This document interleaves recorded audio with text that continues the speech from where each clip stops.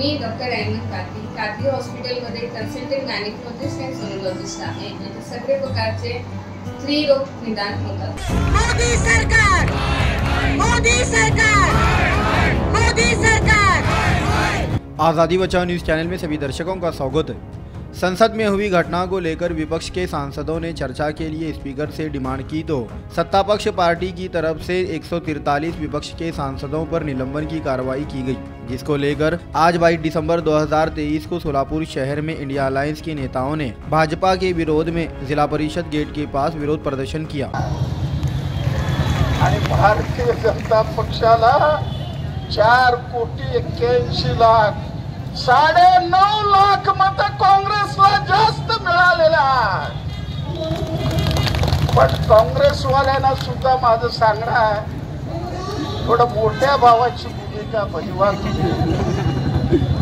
अरे विरोधी पक्षाचे 50 लाख मत वाया गेले, नाहीतर राजस्थान, छत्तीसगड कधीही भाजपच्या हाती आलं नसतं. म्हणून थोडं काँग्रेसवाल्यांनी थोडं सबुरीनं घ्या, सगळ्याला बरोबर वाटा द्या. घरामध्ये 5 भावंड असतात.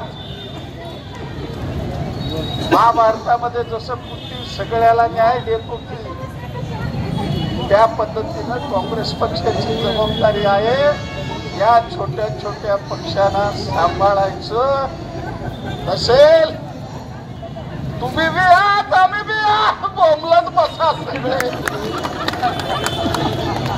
इतकी भयानक परिस्थिती अहो कधी ऐकलात? आणि ह्या वेळेस मी तुम्हाला सांगू शकत नाही एवढे, कारण का सगळे जण त्रस्त आहेत. कोणाचं भलं होत आहे? अदानी सोडून ह्या देशात कोणाचं भलं होत आहे मला सांगा. तिकडे अदानी पैसे कमावतो, इकडे आपल्याला आपले इलेक्ट्रिसिटी बिल एवढे दुप्पट त्रिप्पट येत आहे. गोरगरिबांना ते जमत नाहीये पैसे द्यायला, पाणी मिळत नाहीये, पाण्याचा टॅक्स ज्यांच्याकडे नळ नाही त्यांच्याकडे देतोय. अरे एवढी हिंमत असेल तर घ्या ना महापालिका निवडणुका, का घेत नाहीये? आमच्या सोलापुरात एवढे दिवस प्रशासक नेमलेत, झोनवर कोणाचं नियंत्रण नाहीये. हे जे वरती होतंय तेच खाली होतंय. हे काय इकडचं नाही, हे सगळे 50 खोकेधारक आहेत ना, सत्तेसाठी रात्रंदिवस गुवाहाटीला आणि इथे तिथे काम केलं.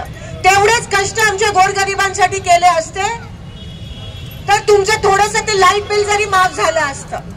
पण ह्यांना फक्त खोके पाहिजे, त्यांना दुसरं काही नकोय. आणि असं जर हे काही लोकशाहीच्या पद्धतीने निवडून आलेलं सरकार नाहीये, ह्यांना तुम्ही मतदान केलं नाहीये. हे फक्त ईडीच्या भीतीने आणि 50 खोकेच्या लालचनी निवडून पण नाही, एकत्र आलेले हे सगळे खोके बोके आहेत. आणि म्हणून अशा लोकांपासून आपण सावध राहायला पाहिजे. आज आपण या ठिकाणी निषेध करत आहोत, कारण का 146 खासदारांचं निलंबन झालं आहे.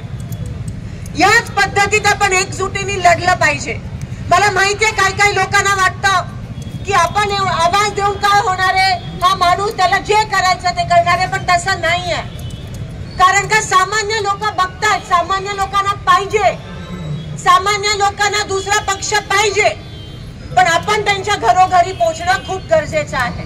आणि म्हणून आता आपली लढाई जरी पूनम गेट पाशी असली तरी उद्यापासून आपली लढाई घरोघरात जाऊन त्या लोकांना साथ देऊन, त्या लोकांना आदर देऊन, त्या लोकांच्या सोबत त्यांचा हात धरून उद्या घरोघरापर्यंत आपली लढाई पोहोचली पाहिजे. एवढीच मी आपल्या सगळ्या मित्र पक्षांना, इंडिया आघाडीला विनंती करते, कारण का त्यांना गरज आहे. त्यांना सांगायला पाहिजे की तुमच्या सोबत या देशाचा पंतप्रधान नाहीये, पण आम्ही तुमच्या सोबत आहोत. राजकारणाच्या पलीकडे जाऊन आपण गोरगरिबांच्या सोबत आहोत. ह्यासाठी